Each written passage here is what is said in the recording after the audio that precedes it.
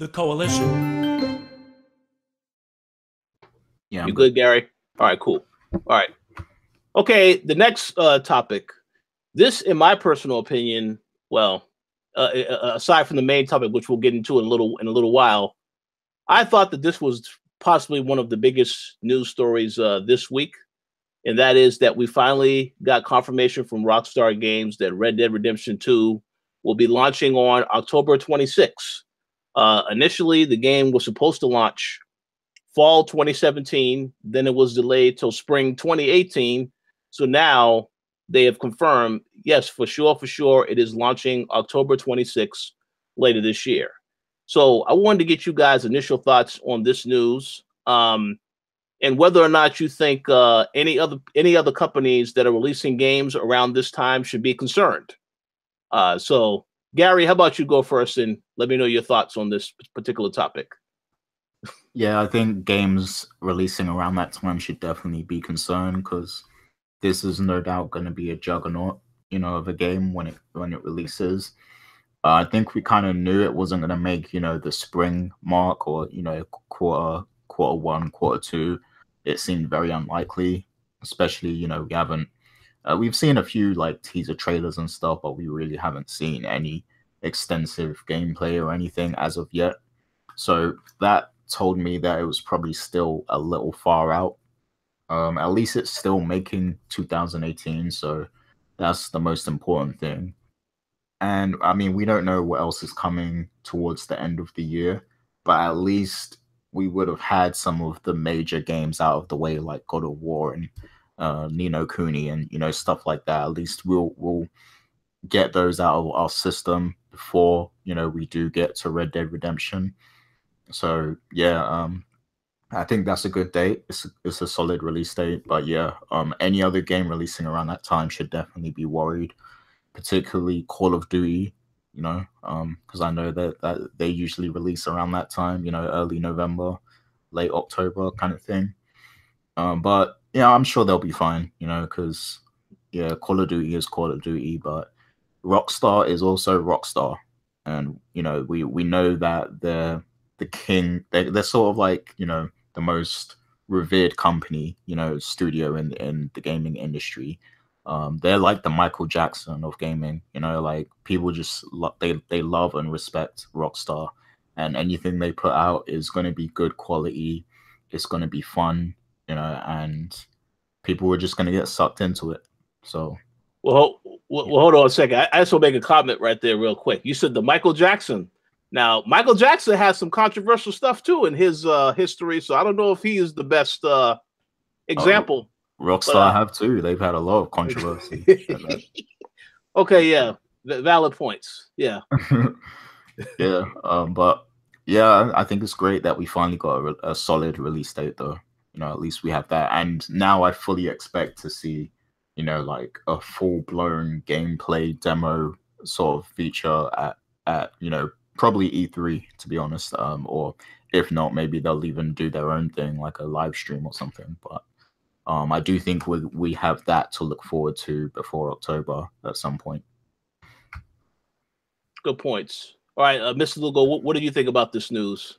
Well, I'm not going to be as hyperbolic as Gary and call Rockstar the Michael Jackson of the games industry. And if anything, I can make a strong case that would actually probably belong to Nintendo just on sheer longevity is concerned. Now, I get his point, though. I think it's true and it's kind of funny. But to be honest with you, I don't know about no print. I don't know. Miyamoto can be a little floaty at times, but I get your point. But regardless, though, of the music parallels, okay.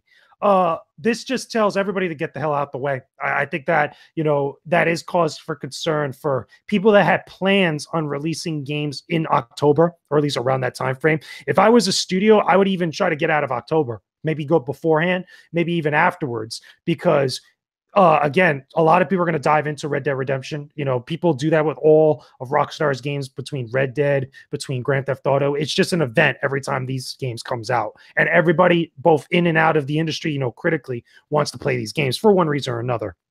So I don't think it's going to stop everybody from releasing games that month. I don't think that's the case. I think that a lot of the maybe smaller third-party publishers or people or companies that are releasing games that aren't as close to being as big as that, or at least as big as some of the other big AAA games that are in the industry, may want to move their games away, or some of them may stay there because the audiences are completely different. Especially if you're going to be releasing a game that isn't full retail price like that. I don't think you go day for day. I don't think you release a game on the same day, but even going at the beginning of October, or even moving to before October or after October, towards like November timeframe, towards that real tail end of the fourth quarter, like that might be a better, smarter idea for them. But again, this is going to be the same type of mentality for a lot of other big AAA games that are going to be coming out around that time frame. That includes anything that Nintendo might drop. That includes Call of Duty, because we know Call of Duty comes out in November. That can include any other big surprises we get at E3 from like Microsoft or Sony. I mean, there's still games that we don't know their time frame of when they might be coming out that are from both companies like that. So who knows? Well, once we get into E3 time, I feel like a lot of this stuff and like a better idea of what's going to be going on towards the third and fourth quarter of the year, we'll have a better idea about. Absolutely. I do agree. Yes, anytime Rockstar releases a game, it's a major event. With that said, though, it definitely is going to impact some games. I personally don't think it's going to impact Call of Duty at all, because Call of Duty, we already know, we saw the sales last year with that last Call of Duty game. And I heard that, the rumbling is that that the next Call of Duty game might be Black Ops 4. We know Black Ops is pretty popular for Call of Duty games. So I think it's going to impact a lot of other games. But Call of Duty will come out a week later, and a lot of people will still pick that up. However, Red Dead Redemption 2 is, without a doubt, that's the game I'm looking forward to most this fall. I don't really know where any of these other games are going to be coming out. We got Days Gone. We have Detroit Become Human. That's supposed to be coming out in the spring. But a lot of stuff that we don't have release dates for, including Spider-Man. So I'll be very curious to see how this news changes any of those other release dates. But overall, I'm glad that they announced the game and they announced the release date, because I know some people were concerned that, when there wasn't no news, when they heard spring 2018, but there was no other information beyond that. So I'm glad that, Rockstar should take as much time as they need to polish the game and make it fantastic. So we'll see. But any other thoughts on this topic before we move on to our main topic just for today? What do you think? Do you think the online mode is going to have staying power like GTA Online has? That's a good question. So here's what I think. First and foremost, I know when they released Grand Theft Auto 5, it did not launch with the online mode. I think that came a week later, because they wanted to make sure that that was right. I think in the case of this, I also don't think online is going to launch at the very beginning. I could be wrong, and Rockstar decides to have the online ready at the same time, but I think they're just going to focus on getting the actual single-player story content done and out there, and then they'll release the online at a later time. With that said, do I believe it has staying power? I think it definitely has the possibility of having it. We already know that they do a good job supporting their games in terms of the online multiplayer experience. I know that they recently had the ability for you to get a revolver that you can also use in Red Dead Redemption 2. They had that available in Grand Theft Auto 5 recently. So they may try to integrate both of those games once again even further, and that will also convince people who are playing Grand Theft Auto online right now to consider picking up Red Dead Redemption 2's online as well. So I think depending on how they handle it, it definitely can have staying power like Grand Theft Auto. But again, I don't really know what all they have planned for that, because we don't really know too much more about the game.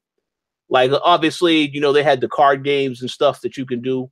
And of course, the showdowns. That's what I remember from the first Red Dead. Didn't they have online with the first Red Dead Redemption, if I remember correctly? And then that obviously led it to GTA 5's online stuff. Because I remember that was a big deal when that came out. And I think that especially with Grand Theft Auto 5 or Grand Theft Auto Online, the way that it's turned out, I don't see why they wouldn't do that. I'm with you though, with it not being available at launch. I think that's totally within the realm of possibility, because I think that worked for them last time, because for that period of time, everybody played the single player and then they did whatever they needed to do in order to get that online connectivity stable. And then it was a huge success, and then it continued to be a success over all this period of time. So I could totally see that happening with Red Dead 2. Absolutely. Yeah, it's definitely possible. I don't remember if the first game had online. I probably should go back and check that. Oh, it did. Yeah, it did. Yeah, because I remember people making content about it on YouTube. Well, see, the original.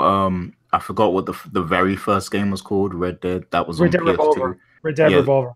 Yeah, that didn't have it, but Red Dead Redemption had it on PS3 and the Xbox. Okay, see, I totally forgot about that. Wow. Okay, well, yeah. So, I mean, but yeah, to answer the question, I do believe it has staying power. I mean, it all depends on how Rockstar supports the game, and based off of what they've been doing for GTA Online, I'm very confident to say that this will also have staying power if they approach it the same way. What I'm only trying to figure out is what are things that they're going to do outside of, you can play the card games with friends and you can have the showdowns with friends. And of course the posse stuff. So, maybe you can do like, I mean, I don't really know what they would do, but yeah, we'll have to see. But I'm fairly confident that it will have staying power, because they have to be very, feel very, very good about what they've accomplished with GTA Online, and I'm pretty sure they are planning to bring a lot of those ideas over to whatever they do for Red Dead. They should put a battle royale mode in it, and then it will really blow up. Hey, that's possible. I mean, I guess that is possible. Yeah, that'll be interesting. Maybe they have considered that. I don't know, but yeah, that it would blow up with that, considering the popularity of PUBG and all these other games now. But we'll see.